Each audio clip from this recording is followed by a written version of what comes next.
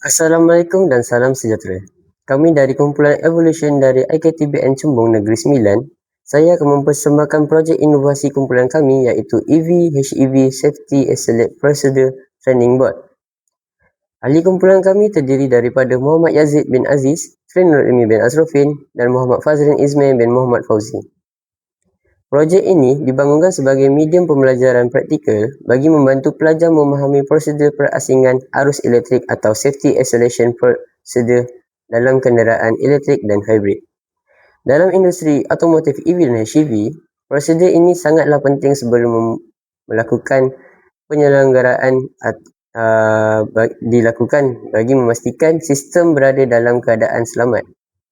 Papan latihan ini menggunakan beberapa komponen utama seperti servis plug atau dikenali sebagai manual service disconnect, bateri 12 volt, motor elektrik 12 volt serta sebuah kenderaan mainan miniatur.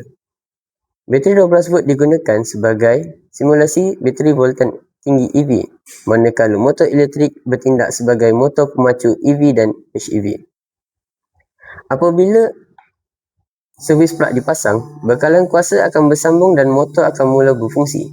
Ini menyebabkan kereta mini bergerak seperti operasi sebenar sebuah kenderaan elektrik. Namun apabila servis plug dicabut,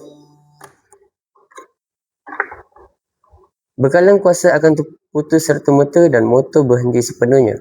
Simulasi ini menggambarkan prosedur sebenar perasingan kuasa sebelum kerja pembaikan atau penyelenggaraan dilakukan. Antara kelebihan projek ini, selamat digunakan kerana menggunakan voltan yang rendah, kos pembangunan yang rendah, mudah dikendalikan serta mampu memberikan pengalaman pembelajaran secara praktikal dan interaktif kepada pelajar.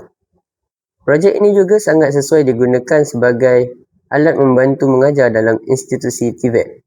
Secara keseluruhannya, EV-HEV Safety Accelerate Procedure Training Board mampu meningkatkan kefahaman pelajar terhadap prosedur keselamatan EV dan HEV secara lebih efektif, selamat dan praktikal.